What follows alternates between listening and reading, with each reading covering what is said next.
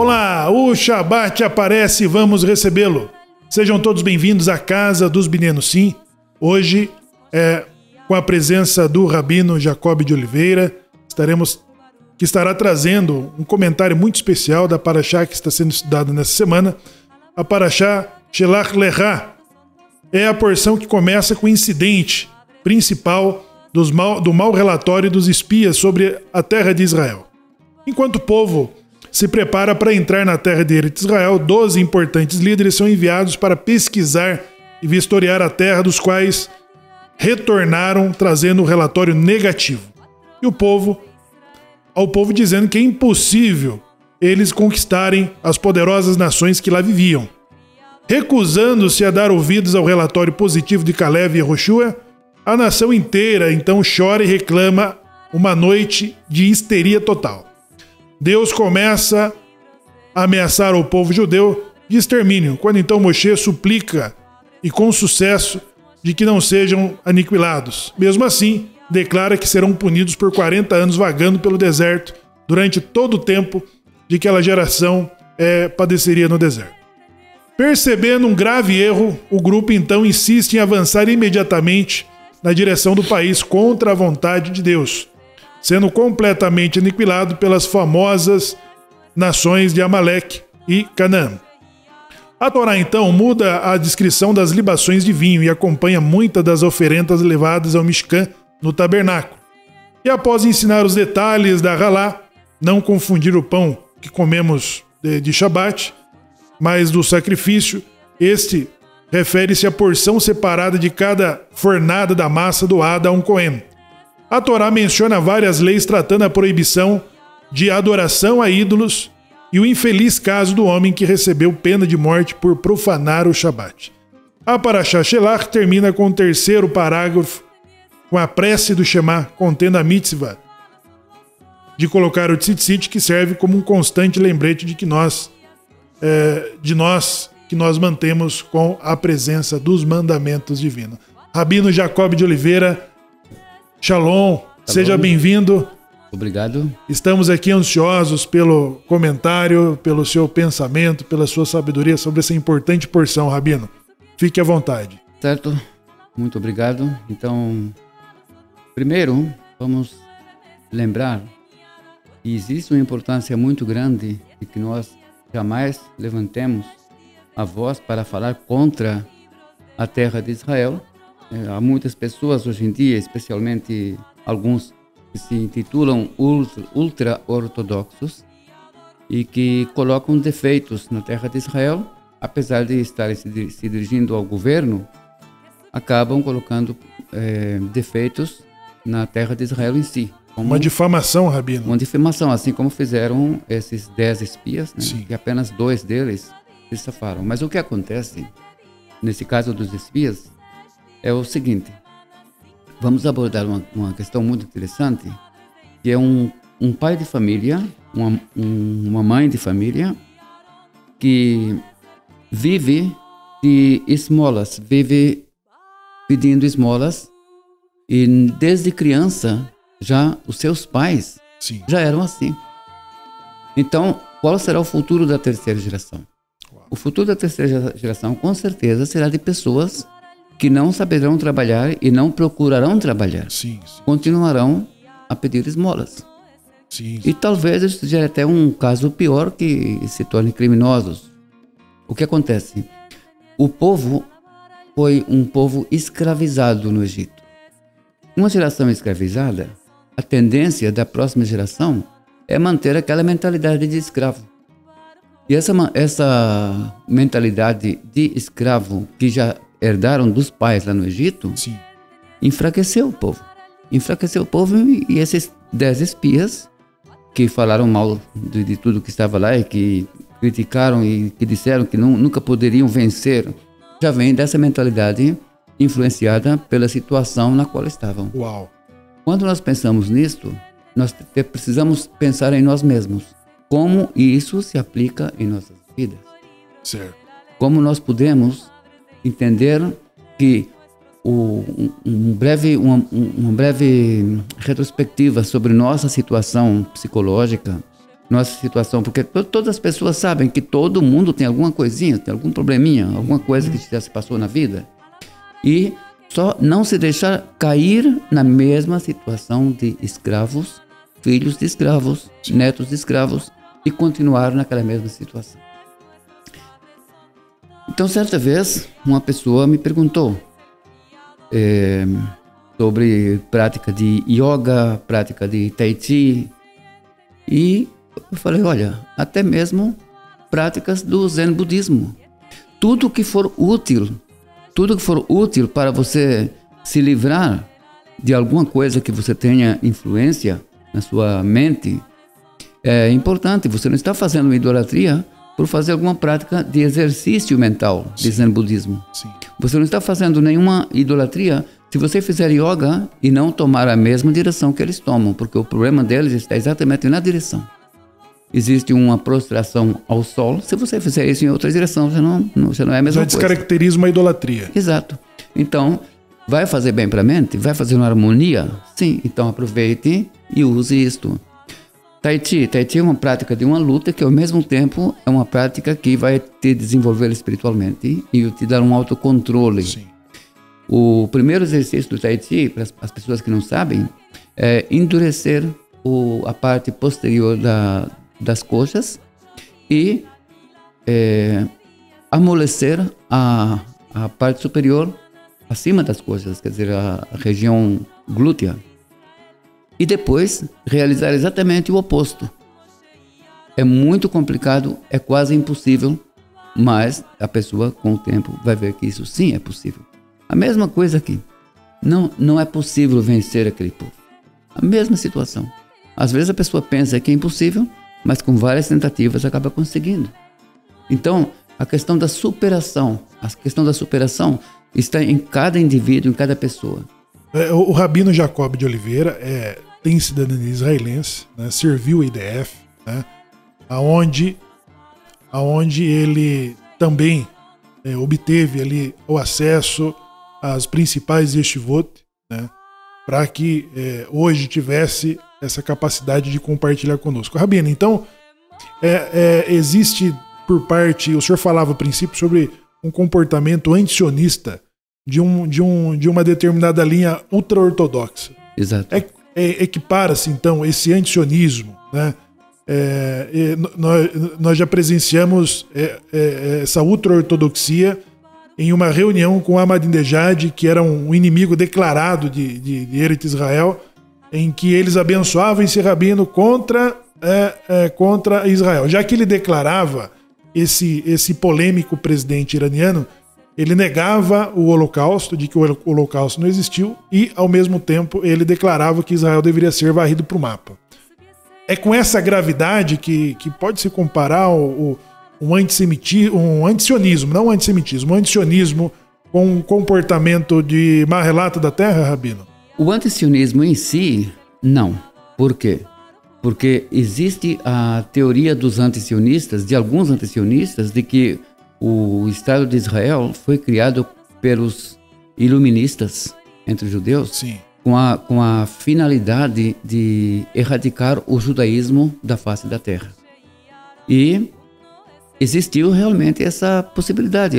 Os que criaram os primeiros kibbutzim em Israel até levantaram aquela antiga forma de pensar dos helênicos, de que pode-se ter relacionamentos sem casamento, para que as crianças nasçam sem ninguém saber quem é o irmão dele, quem é o pai dele, quem é a mãe dele. Sim, então isso realmente são coisas que aconteceram. Então, quando vem por esse prisma, nós entendemos, mas o problema aqui desse pessoal ultra-ortodoxo é duplo. Primeiro, eles pegam um texto do Talmud, no Tratado Ketubot, na página 111, e fazem disso um texto literal, sendo que não é um texto literal, porque daquele texto não foi promulgada nenhuma halachá. Se tivesse sido promulgada uma halachá, haveria proibição de criar o Estado de Israel. Segundo, o fato de eles estarem continuando a pagar impostos à autoridade palestina. Ou seja, eles estão contribuindo para com aqueles que ceifam vidas de milhares de judeus, sendo que, inclusive, pessoas que cumprem Torá, que vivem de acordo com a Torá, e que nem sequer são sionistas também. Certo. Ou seja, o sangue do povo judeu já está nas mãos deles. Eles estão numa situação, eu diria, até pior do que esses 10 espias aqui.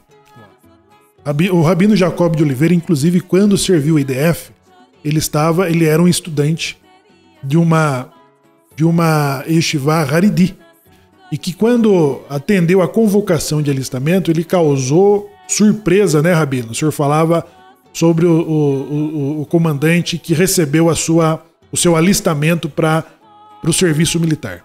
Sim, ele ficou surpreso porque quando eu cheguei lá, me apresentaram que já tinha uma carta de Hiyá, quer dizer, uma carta de postergação, que eu não precisava me alistar por enquanto, né, que todo ano as yeshivot pedem essa protelação e fica o ano que vem de novo, renova, e assim renova, e assim o ortodoxo nunca vai servir. O que acontece é que, como eu já citei aqui em um vídeo anterior, eu não tenho a capacidade de viver em paz com a minha consciência se eu estiver estudando às custas da vida de um jovem que vai lá para as trincheiras em meu lugar. Então, eu tomei a decisão e perguntei como eu faria para anular esse documento. Então, quando eu cheguei lá, eles riam da minha cara. E no momento em que eu pedi essa anulação, ele ficou absolutamente surpreso, o riso sumiu, e ele falou: é sério, você realmente pretende fazer isso? Eu falei: claro, se puder fazer, eu faço agora. E eu fiz imediatamente, assinei, e foi desfeito tudo aquilo, e eu entrei para fazer o meu serviço militar como precisa no exército de Israel. Eu acho que, assim como está escrito no Talmud, as pessoas que interrompiam quando eu ia colocar o tefilim, eu interrompiam entre o tefilim do braço e o da cabeça por falta de atenção, esses eram proibidos de servir o exército naquela época, na época da Tanakh. Agora, quando a gente observa isso, pode ser simplesmente por falta de atenção, como o Yehoshua também teve o cuidado de ver quem é que tomava água lá no riacho, mas prestava atenção em volta. Mas, por outro lado, aqui tem outro raciocínio muito lógico, que é: quem deve ir para o serviço militar para cumprir é exatamente aqueles que cumprem os mandamentos. Esses é que mais precisam estar lá. É nesses que nós confiamos. Então, é uma falha muito grande, na minha opinião, da maioria dos rabinos não deixarem que os alunos sirvam as Forças Armadas em Israel. Eu acho muito grave isso. Muito bem.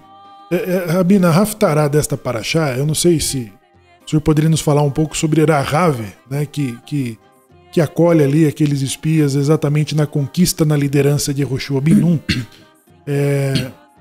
Ela vai usar exatamente a verdade dos espias sobre o que eles encontraram na Terra, causou o pânico, né? Verdade ou mentira, eu não sei, mas foi um lashon hará, foi uma difamação. Já a Rahav, ela se comportou quando ela ocultou a presença dos espias ali, do pessoal que perseguiram a presença, sentiram a presença dos espias, e Rahav, ela os escondeu e os despistou. O que o senhor nos disse desse comportamento de Rahav? Primeiro, é muito importante entender que, ao contrário desses espias, toda a região, todos os 7 povos cananeus estavam morrendo de medo do povo de Israel. E a questão aqui é que as mulheres elas são mais espirituais que os homens. Isso sempre foi assim. Elas têm uma ligação maior. É exatamente por isso que quando a mulher é criada, ela não é criada diretamente do barro, como o homem. Não que esteja falando que isso é literal. Sim? Mas para a gente entender que a mulher ela está num ponto mais elevado. Em tudo que é espiritual, em tudo que é intuição, a mulher tem uma capacidade de ver as coisas mais adiante que o homem não tem. Então, Rahav, logicamente, ela viu o que ia acontecer realmente. Ela teve uma como se fosse uma visão do que vai acontecer. Ela sentiu, ela percebeu, a intuição dela. E ela decidiu tomar esse partido e acabou se tornando uma filha de Israel, por adoção. E com essa adoção, pelo que nós sabemos, ela acabou se tornando também esposa de Yehoshua ben Nun. Se tornou esposa de Yehoshua ben Nun. Muito bem. Nós temos né, nesta paraxá, Rabino, depois a decisão de que eles invadissem a terra, depois do decreto de que aquela geração não teria permissão de entrar em Eretz Israel, já que difamaram a terra, e sim os filhos de que eles disseram que seriam presas dos cananitas. Levi, Rabi. Sim. Levi que não estava na contagem do censo, né? Sim. Foi feita uma contagem separada. Eles sofreram com esse decreto, na sua opinião, na sua interpretação, além de Caleb e Yehoshua ben Nun, que foram as exceções dessa contagem, desse censo, da geração que sai do deserto. Levi, por ter uma contagem distinta, não serem numerados juntos, né? Um censo separado, eles sofreram com esse decreto ou eles tiveram a permissão de entrar? Qual que é a sua opinião, Rabino? Que eu saiba, eles não entraram porque não podiam também se afastar do povo judeu. Eles tinham ali suas funções muito bem estipuladas, né? Mas a questão aqui é interessante ressaltar que, logicamente, o sofrimento de Levi foi maior porque os Leviim foram os únicos que jamais deixaram a prática da circuncisão, nem durante os 40 anos no deserto. E fazer a prática da circuncisão nessas situações tão precárias, sim, foi exatamente por isso que todo o povo precisou fazer a circuncisão quando Yehoshua ben Nun ia entrar na terra. Porque ninguém tinha feito, só os Leviim. Então essa situação é uma situação bem alarmante, uma situação difícil. Então, logicamente, sofreram e passaram um tempo desse no deserto, sem motivo nenhum, só por causa dos outros. É claro que isso se trata de um sofrimento muito grande. Mas temos que lembrar que a tribo mais sofrida, as duas tribos mais sofridas no povo de Israel sempre foram Levi e Shimon. Apesar de que Levi foi provado que o que fizeram lá em Shechem, foi comprovado que não fizeram por sua honra própria, fizeram, sim, por Deus. E Shimon foi o contrário. Exatamente por isso é que Levi saiu depois um pouco melhor do que a situação de Shimon. Mas mesmo assim, quando nós abrimos as halachot sobre Matanot Kehuná, sobre outras coisas, há a importância grande de estar sempre presenteando os Leviim ou dando assistência de alguma forma. E aí também tem a questão do Maaser, a dízima, para quem vive na terra de Israel ou nas cercanias da terra de Israel, que esteja dando uma 10ª parte da colheita para os filhos de Levi. Além de presentes, além de regalos que sejam para seu bem-estar próprio. Sim, sim. Então essa situação toda vem por quê? Porque os Leviim já são empobrecidos por natureza. A situação é sempre complicada para os Leviim, que mesmo quando eles têm bens materiais, mesmo assim eles não conseguem usufruir 100% dessas coisas. Mesmo quando ricos, eles não têm o mesmo proveito dessa fortuna ou dessa riqueza como todas as outras tribos. Exato. Bom, o Rabino Jacob de Oliveira, inclusive, vai dar no comentário da paraxá da próxima semana bastantes informações, né, na paraxá de Korah, sobre essa importante família, sua contribuição. Ele que remonta suas origens em Ben Veniste, correto, Rabino? Sim. Rabino Jacob de Oliveira, que também descende das famílias de Ben Levi, né, e vai falar com muita propriedade sobre a paraxá de Korah. Agradecemos a todos vocês que nos acompanharam, agradeço a presença do ilustre do Rabino Jacob de Oliveira em compartilhar do seu conhecimento, da sua sabedoria com a paraxá desta semana, com todos que acompanham nosso canal. com toda a casa dos Binyan Sim. Um ótimo Shabbat a todos vocês, um ótimo final de semana e nos encontraremos em nossas próximas programações. Shalom, Shabbat Shalom. Shabbat Shalom umevorach lechol bet Israel hanidahim. Nidahim significa que estão um pouco afastados do seu povo, e nós passamos já pela Inquisição dos cristãos e agora estamos passando por Inquisição rabínica, infelizmente, e que eu espero que isso termine logo. Shabbat Shalom umevorach, com muita alegria e harmonia. Amém. Amém.